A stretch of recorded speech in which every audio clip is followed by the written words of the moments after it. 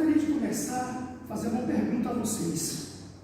Alguém aqui saberia me dizer o que é uma indulgência? Que é o item que nós vamos tratar hoje. Alguém aqui se arriscaria a falar alguma coisa sobre isso? A indulgência seria aquela qualidade que nós possuímos, aquela virtude de olharmos, de vermos, de notarmos, mas não tomarmos conta dos defeitos dos outros, dos erros dos outros.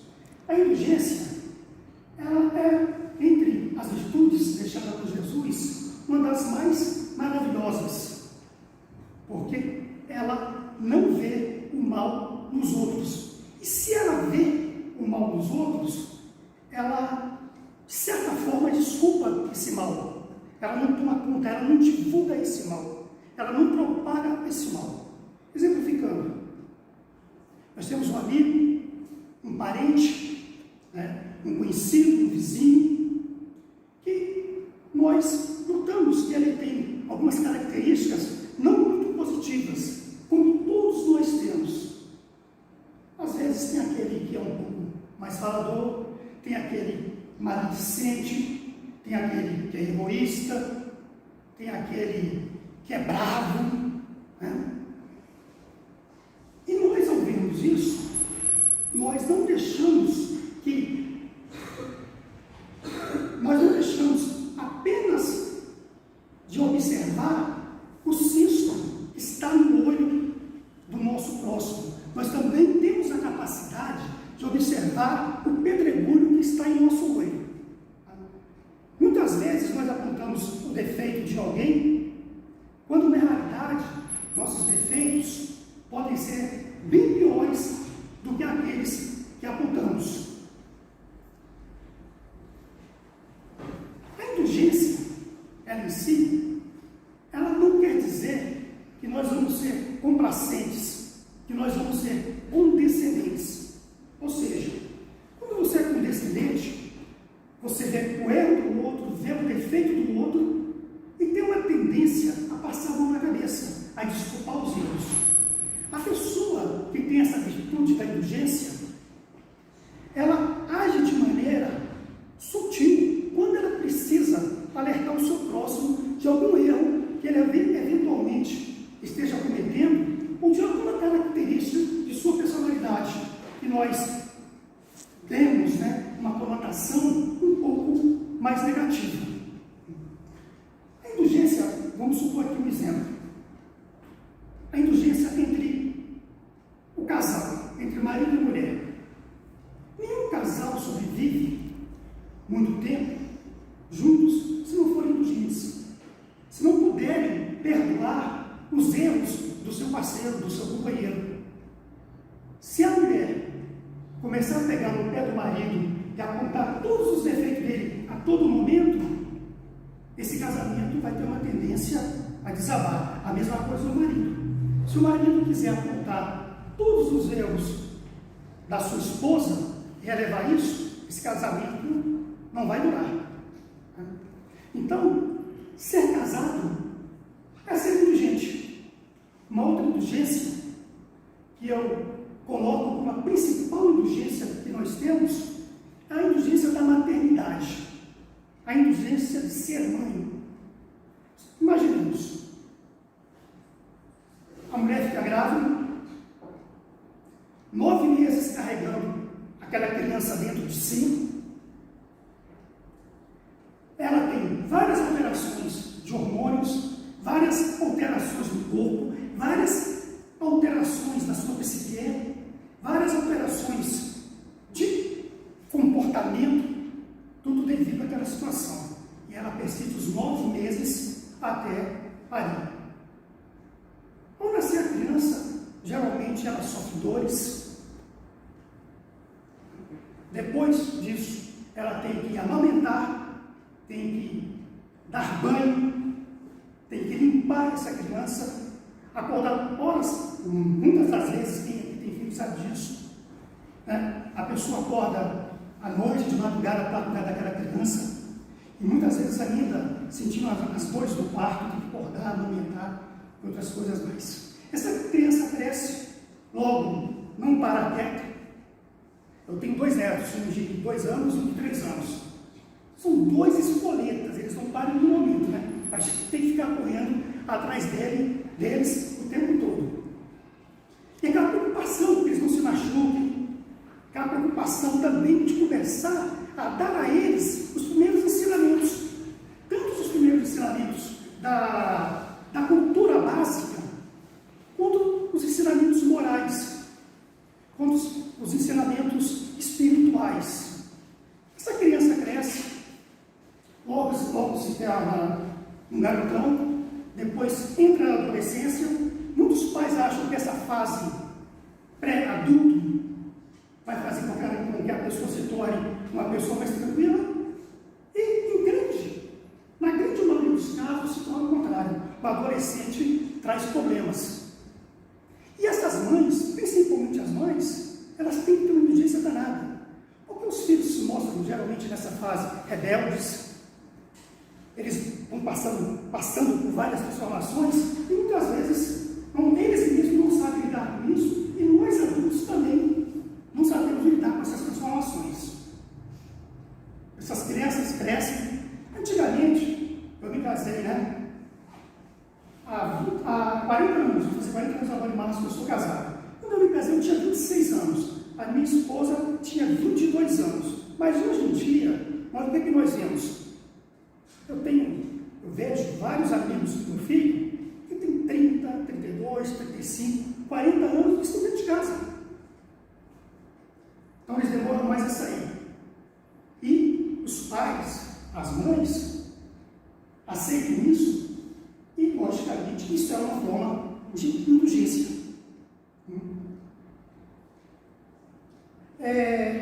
Eu vou aqui agora fazer uma análise do capítulo que nós estamos estudando, que é o capítulo, para quem chegou agora, nós estamos falando sobre a indulgência, sobre o capítulo 10, item 16 do Evangelho segundo o Espiritismo.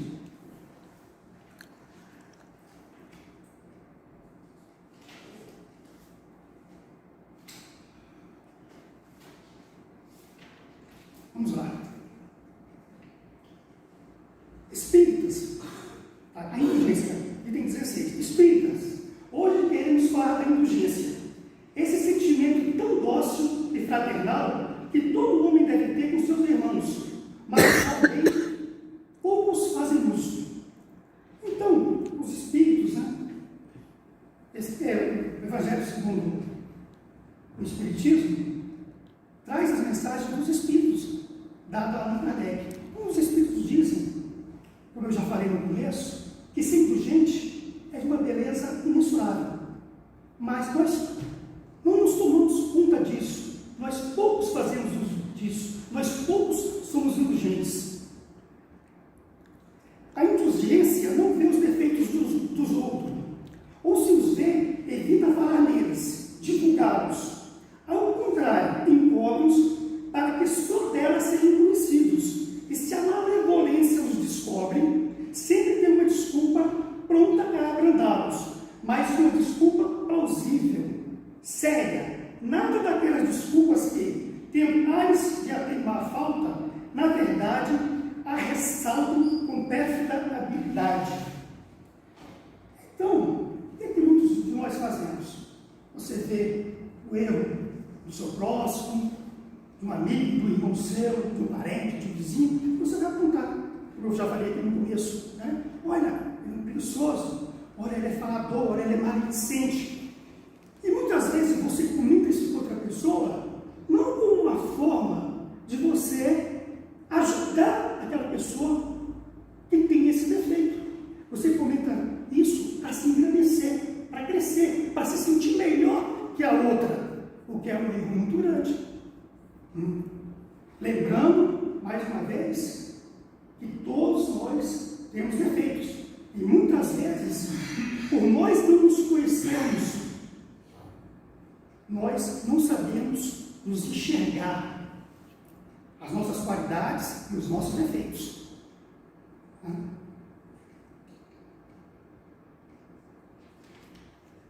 A indulgência nunca se ocupa dos maus atos do outro, a menos que seja para prestar um serviço, tendo ainda o cuidado de atenuar tanto quanto possível.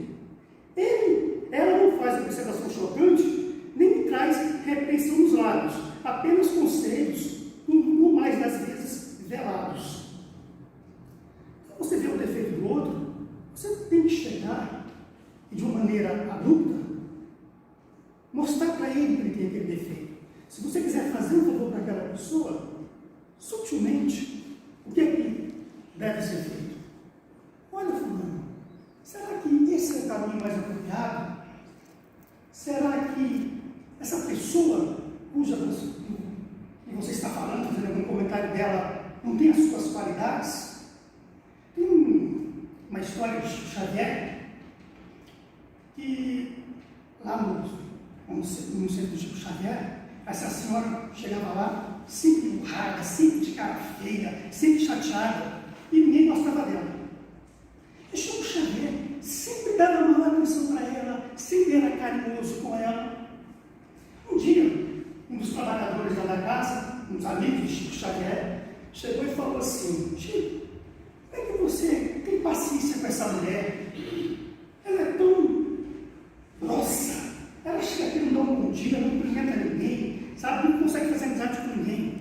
Chico, naquela calma que nós sabemos que era peculiar para ele, vira-se para o interlocutor e diz: olha, essa senhora era uma das pessoas mais caridosas que eu conheço. Ela cuida de um centro de crianças, não sei quantas crianças, não lembro qual foi o número. Ela fornece alimentos, marmitas, para os necessitados. E a pessoa, quando soube disso, ficou chocada. Né? Então, que a gente, pela tendência, todos nós temos uma tendência a colocar primeiro o mal na frente, as coisas ruins, para depois começarmos ou queremos enxergar o bem.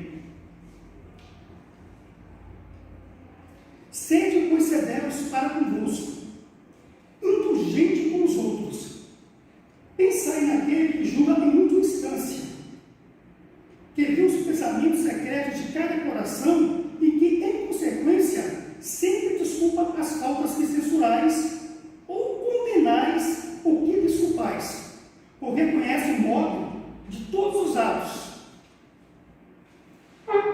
Primeiro, quem conhece verdadeiramente nosso coração, nossos atos, nossos pensamentos é Deus. A recomendação espiritual: quer ser severo com alguém? Quer ser severo com você? Olhe primeiro para a sua própria face, coloque o espelho diante de si, pese os seus atos, pese se você tem condições de não ser indulgente com o seu próximo. Pense se você já cometeu atos iguais ao que ele comete, ou piores do que ele cometeu. E quem vai saber disso é Deus, o único capaz de realmente pesar seus atos e te dar a recompensa merecida é o Criador.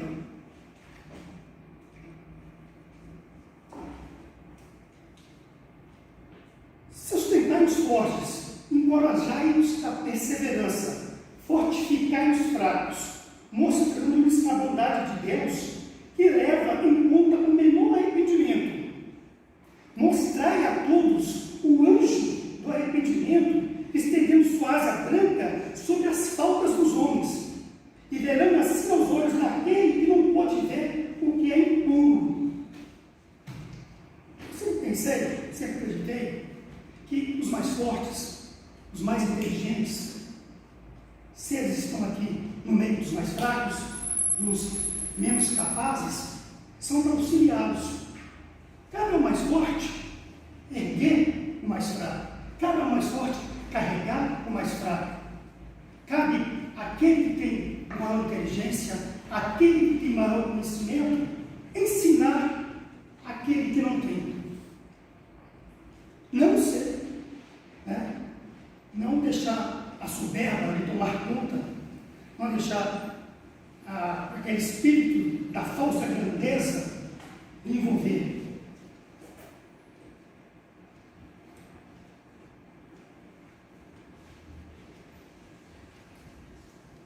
Compreendei todos vós a misericórdia infinita do vosso Pai, e nunca esqueçais de dizer-lhes em pensamento e sobretudo através de vossos atos, perdoai nossas ofensas, como perdoamos aqueles que nos ofenderam. Bem, aqui eu tenho que fazer um adendo. Seres imperfeitos que somos, seres em busca da evolução, eu particularmente diria: perdoai as nossas ofensas, assim como procuramos perdoar aqueles que nos ofendem. Porque aqui vamos fazer aquela separação. Uma coisa é indulgência, outra coisa é perdão. A indulgência, ela pode fazer parte do perdão, uma parte inicial, ela é um componente do perdão. Mas o perdão vai muito mais além. Por quê? A indulgência, como eu já disse, é sobre faltas, é sobre defeitos. O perdão não. O perdão é sobre uma ofensa pessoal para quem te ofende. E por isso é muito mais difícil de ser praticado e é muito mais levado em consideração em todas as passagens do Evangelho. Jesus quando cura, inclusive, ele perdoa os pecados para fazer a cura.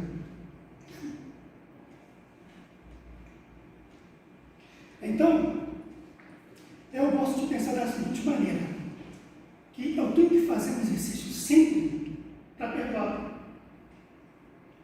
Eu vou citar um exemplo, vamos ver se eu consigo encaixar aqui.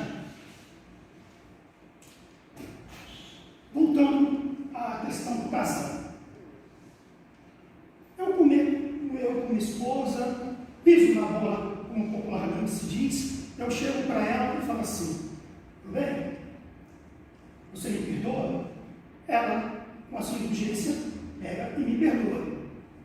Passa-se um dia, uma semana, um mês, 2 meses, eu cometo o mesmo erro. Aí eu chego para ela novamente e peço: você me desculpa mais uma vez?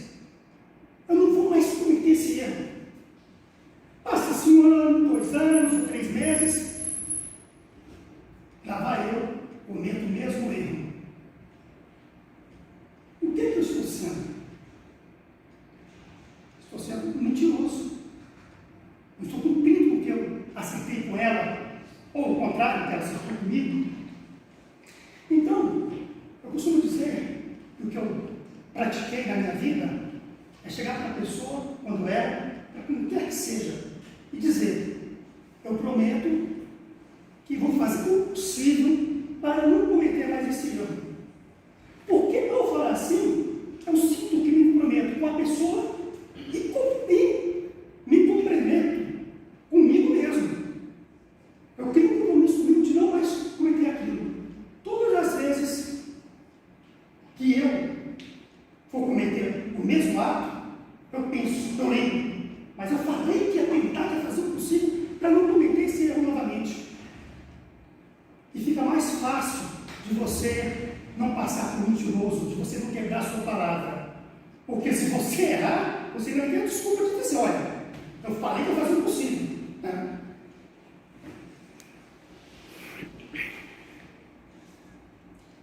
O que vos pedis ao Senhor, solicitando perdão, é apenas o esquecimento de vossas ofensas? Esquecimento que nada vos deixa, pois Deus se contenta em esquecer vossas faltas e não pune, mas também não mais recompensa. A recompensa não pode ser o prêmio ao bem que não se fez, e ainda menos ao mal que se fez. A recompensa não pode ser o prêmio ao bem que não se fez, ainda mais ao mal que não se fez. Então, eu cometo uma falta, peço perdão, está tudo bem, agora eu quero um prêmio. Porque eu pedi perdão porque eu não cometi mais. Não. Eu cometi o bem, agora eu quero uma recompensa porque eu fui bondoso. Sua obrigação. Essa obrigação é que lhe vai fazer avançar normalmente, que vai lhe fazer crescer. pessoa melhor, que vai permitir avançar moralmente.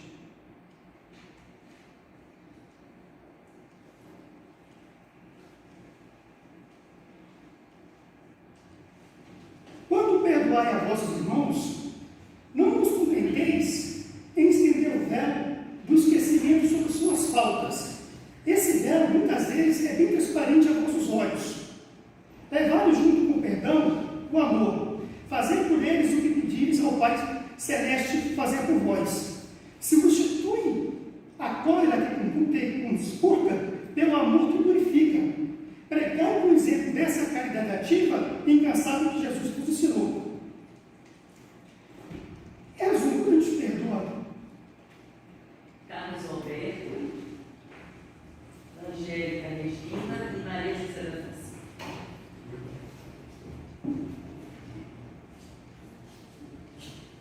Então, nós muitas vezes dizemos que está perdoado, mas, na realidade, a mágoa está presente no nosso coração.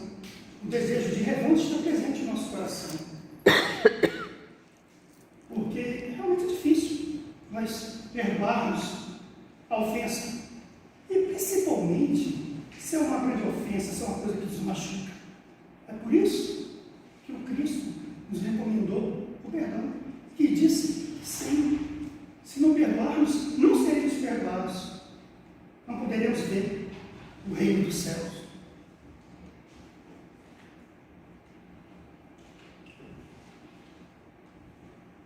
Caros amigos, sede severos convosco, indulgentes com as fraquezas dos outros. Esta é uma prática de santa caridade que bem poucas pessoas observam. Todos temos mais feliz a vencer, defeitos a corrigir, hábitos a modificar. Todos temos um fardo mais ou menos pesado que deve ser posto de lado para a escalada da montanha do progresso. Então, mais uma vez, nos recomenda aqui que nós sejamos indulgentes com os outros, que nós não olhemos os defeitos dos outros, que nós não tomemos conta disso, mas que nós nos preocupemos com os nossos defeitos, com os nossos erros, para assim ter a possibilidade de escalar a montanha. Escalar a montanha. E que montanha é essa que nós devemos escalar? A montanha do progresso moral, a montanha do progresso espiritual. As várias virtudes, as várias práticas que o Cristo nos deixou no Evangelho, é para isso. Todas elas é para isso. É para nos avançarmos moralmente. É para o nosso progresso moral e também intelectual. Tem um dogma cristão, um dogma espírita, que diz que aquele que mais é dado, mais será cobrado. Então, o espírito, aquele que já é espírita, eu não sei quantos já são espíritas, quantos estão vindo aqui na casa pela primeira vez, quantos estão começando agora.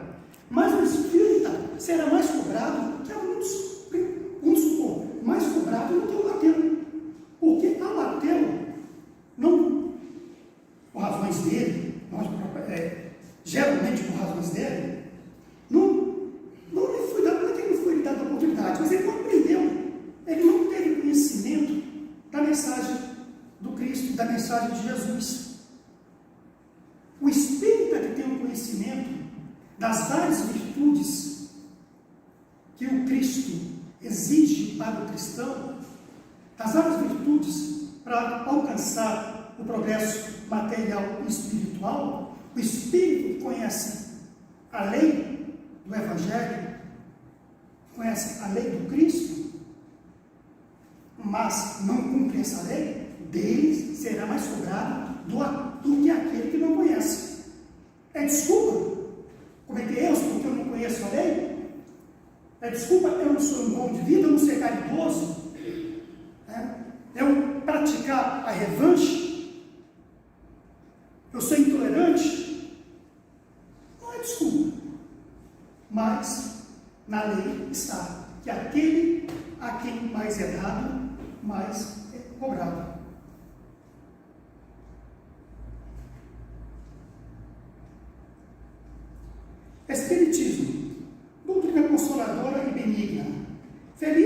os que te conhecem e aproveitam os salutares ensinamentos do Espírito do Senhor. Espiritismo, doutrina consoladora e benigna. Felizes os que te conhecem e aproveitam os salutares ensinamentos dos Espíritos do Senhor. Kardec, em 1857, codificou a doutrina espírita. Como foi? Quem foi que auxiliou Kardec a codificar a doutrina espírita? Quem foi que ajudou Kardec a codificar a doutrina espírita? Os Espíritos. Kardec elaborou várias perguntas aos Espíritos e os Espíritos lhe responderam. E se nós pegarmos as mensagens que está no Livro dos Médiuns, no Evangelho do Espiritismo, no Livro dos Espíritos, nós veremos que todas as mensagens são salutares. Todas as mensagens são contra o que é de ruim, o que é mal.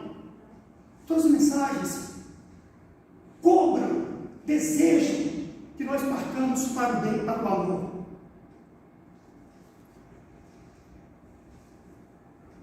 Espiritismo, doutrina consoladora e benigna. Felizes os que te conhecem, aproveitam o salutar ensinamento dos Espíritos do Senhor. Esses Espíritos ajudaram Kardec na codificação da doutrina espírita e simplesmente abandonaram Kardec ou abandonaram as pessoas? Não. Eles continuam nos acompanhando a humanidade, que é o objetivo de atingir a todos, até hoje, através dos médiuns que nós temos, dos palestrantes. Chico Xavier é uma grande prova disso, Divaldo Franco, vários outros médiuns, prova disso. Alguém aqui sabe quantos livros Chico Xavier escreveu? Tem como? Alguém aqui me falaria um número? Fala um número aí para mim. Torno de 400. Isso. Antes de ele fazer a passagem, 400 e poucos livros, 462 se eu não me engano. Mas, já 160, se eu não me engano também, já foram publicados, que ele deixou lá na forma, depois de sua morte, que ocorreu em 2002.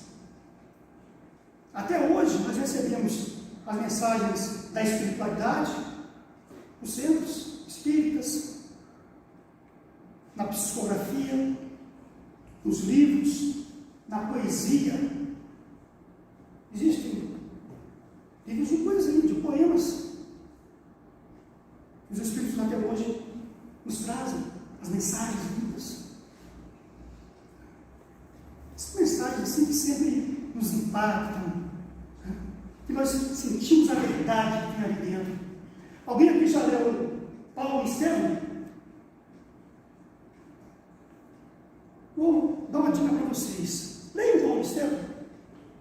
Vocês vão ver que obra magnífica. Eu descobri, por exemplo, eu tenho um amor enorme por Estevão.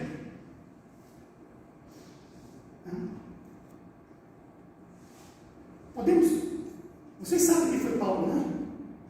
Sabe quem é Paulo? Paulo é um dos apóstolos do Cristo. Paulo pode ser considerado o maior divulgador, pode considerar, não, foi o maior divulgador, pouco tempo depois da morte de Jesus, do Evangelho. E Paulo era um inimigo ferrenho do cristianismo, era um perseguidor.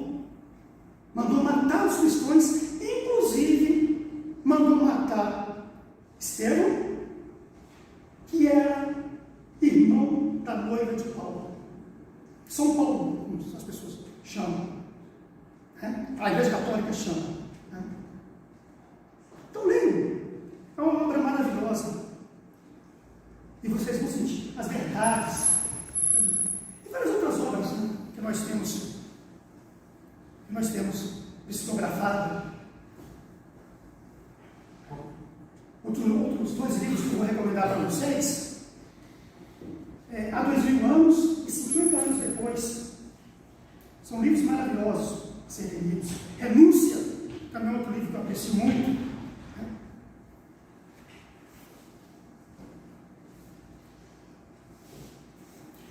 Por que então seres tão clarividentes com o próximo e tão cegos em relação a vós mesmos?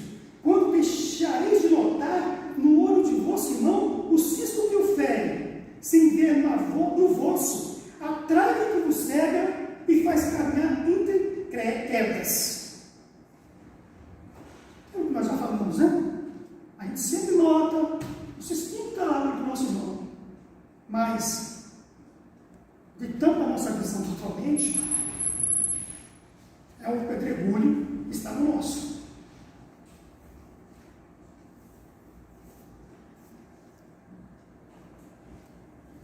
Agora, algumas perguntas que foi feito e que os Espíritos responderam. Como ninguém é perfeito, ninguém tem o direito de repreender o próximo. Como ninguém é perfeito, nós não temos direito de repreender o próximo? Seguramente não. Uma vez que cada um deve trabalhar pelo progresso de todos e, sobretudo, daqueles cuja tutela vos é confiada. Mas é uma razão de fazer com moderação para um fim útil e não para denegrir. Maria José de lá.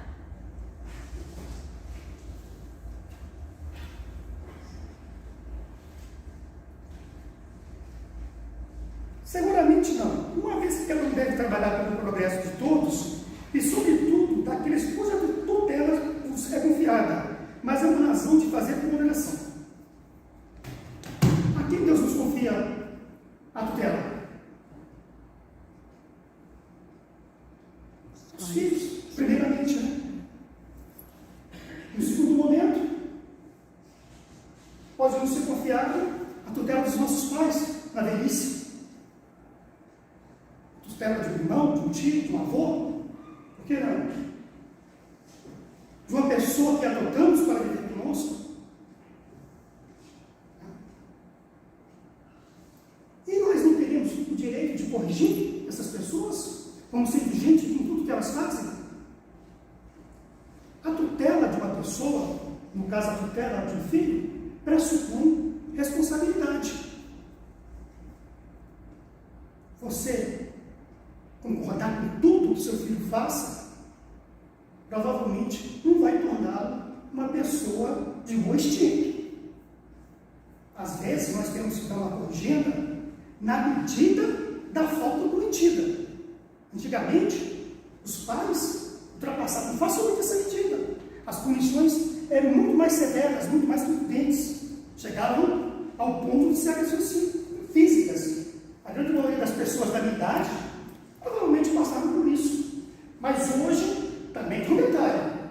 Hoje já se fez uma indulgência, né? Que não é indulgência, já é condescendência. Se você quiser ter bons filhos, seja indulgente, mas não seja condescendente. Não passe a mão na cabeça dele por tudo.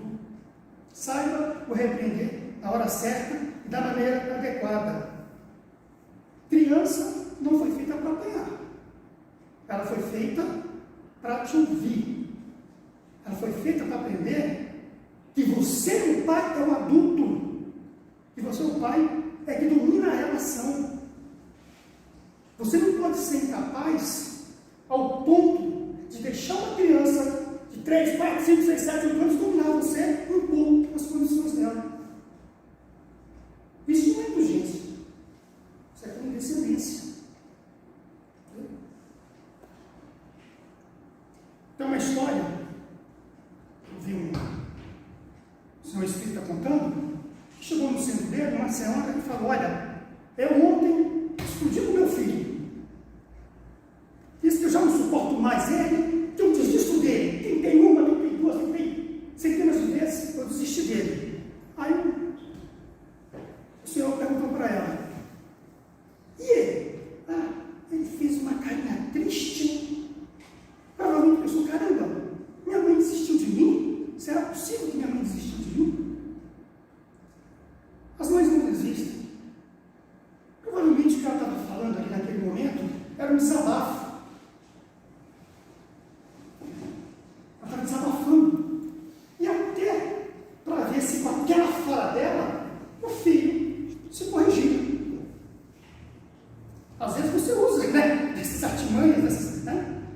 essas coisas aí para poder o filho tentar se corrigir.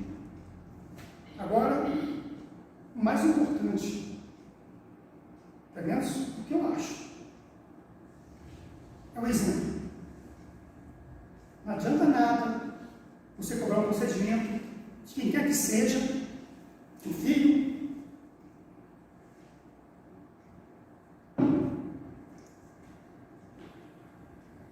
em qualquer pessoa, se você não dá o exemplo, se você não faz o que é correto. Ah, meu filho, você não pode fumar, não. Eu não quero que você fume. Antigamente tinha muito disso. Lembra que quero que você fume. Tal baile. Fumando, bebendo. Como é que você vai cobrar do seu filho o que você não faz? Pode? Exemplo arrasta. A palavra pode fazer, pode interagir de repente, né? Mas o que manda é o seu exemplo.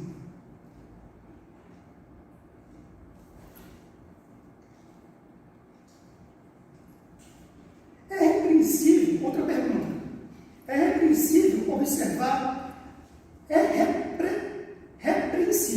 repreensível observar as imperfeições dos outros, quando não se pode tirar nenhum proveito disso, mesmo não as divulgando?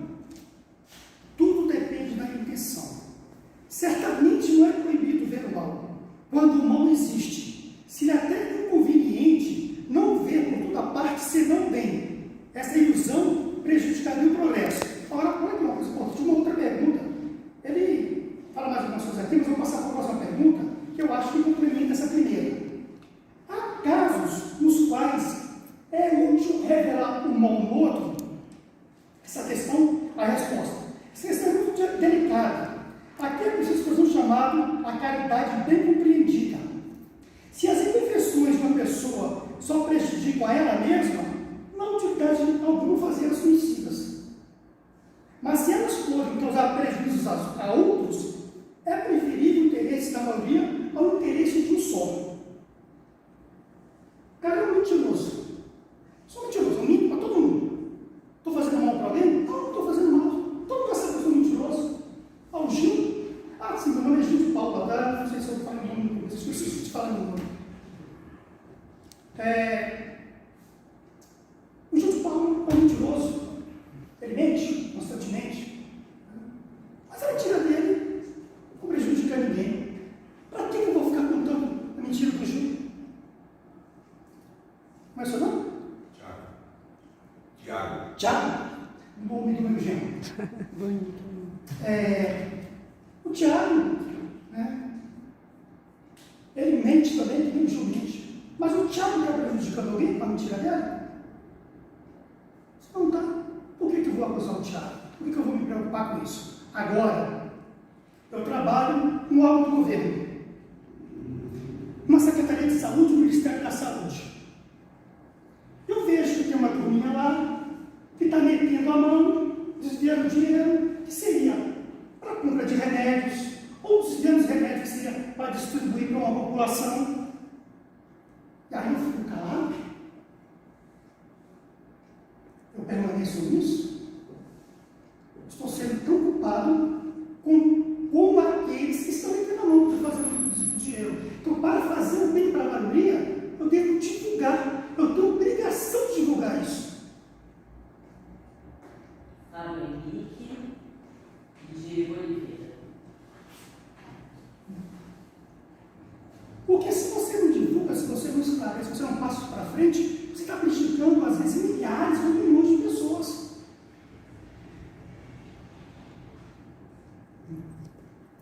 Então, nós temos que ter a medida certa para poder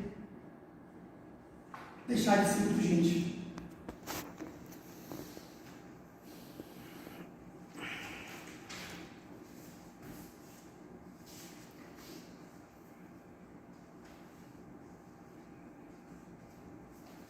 Bem, nosso tempo já está acabando, 40 minutos.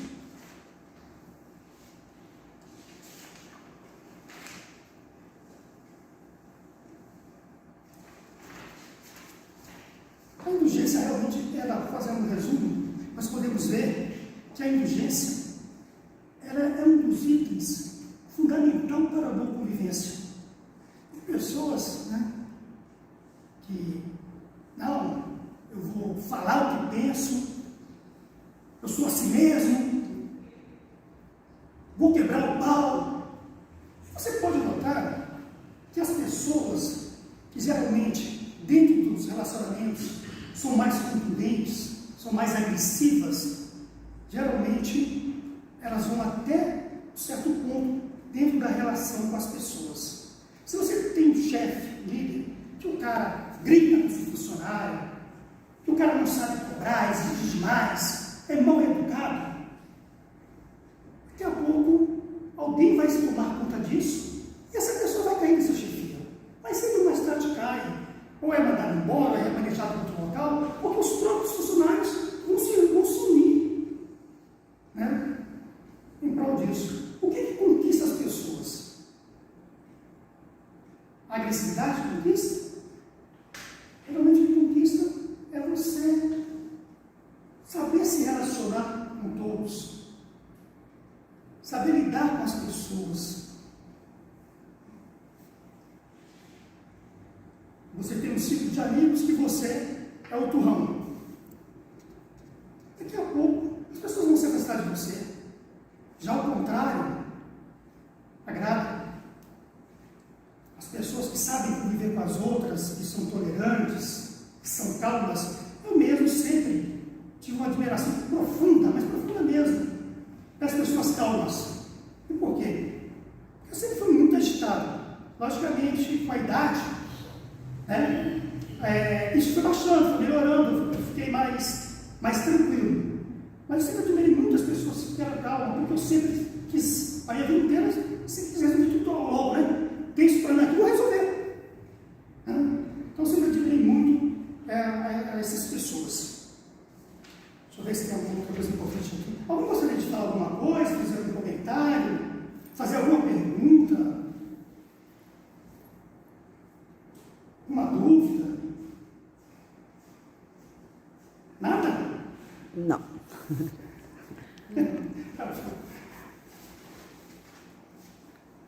Eu peguei aqui, hoje, uma passagem do Evangelho de Marcos. Eu estava lendo hoje o Evangelho de Marcos, que tem uma passagemzinha dele que eu acho muito interessante e que a gente pode fechar. Então vamos fazer o seguinte, eu vou ler essa passagem, depois eu quero fazer um comentário sobre o perdão. Passagem de Marcos, né? Pequenininha.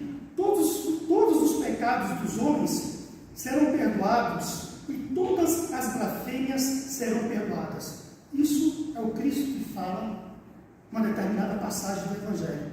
Todos os nossos pecados e todas as nossas blasfêmias serão perdoados. Porque nós faremos por onde ser perdoados. Nós, compulsoriamente, vamos avançar moralmente. Uns vão levar 500 anos, outros 1000 anos, 100 encarnações, 100 reencarnações, 300, não sei. Mas todos nós seremos virtuosos. Seremos um dia espírito de luz. Todos nós seremos vencidos pelo amor. O mal sucumbirá. Podem ter certeza disso. Tá? Eu vou voltar e fechar com isso aí, mas eu lembrei de uma coisa, acho que eu não comentei. As pessoas, geralmente, elas... Eu comentei sobre o perdão e a indulgência, a diferença? Sim. Você ia comentar, né? Não está bom, então. Então eu vou comentar sobre a caridade. Como eu falei, a indulgência, ela pode ser um concorrente, pode ser o item da caridade, mas a caridade, ela vai muito mais além. A caridade não é você tirar os trocados do seu bolso, dar para o mendigo da rua, não é você pegar suas roupas velhinhas que estão lá no cantinho do seu guarda-roupa e levar para fornecer para alguém. Não, a caridade é você ir muito mais além que isso. Você pode fazer uma caridade material ou uma caridade Vamos supor, você tem uma semana cansado, né? Chega uma sexta-feira, você está cansado, chegou tarde em casa, trabalhou até mais tarde. Daqui a pouco alguém te fala, eu chego em casa, vou dormir, tomar um banho, não quero conversar com ninguém. Mas daqui a pouco alguém, olha, vizinho está passando mal. Você pensa, caramba, né? A pessoa vem para te pedir para que você leve o vizinho no hospital. Isso pode ser considerado uma verdade. Você deixar, né, o seu descanso, o seu cansaço de lado para servir a outro. Você dividir. Se você tem 2 pães, um pão, dividir com o seu próximo. Uma caridade é muito mais. Caridade envolve se doar e se doar totalmente. Agora vamos fazer a nossa oração final. E assim eu vou pedir a vocês que aqueles que vão fazer o tratamento espiritual, hoje é o tratamento espiritual e físico hoje, tá? Aqueles que vão fazer o tratamento, permaneçam em silêncio, permaneçam em oração, permaneçam pensando no Cristo. Limpe a mente, eleve sua mente ao alto, eleve sua mente a Deus. Maria Auxiliadora, guia na verdade.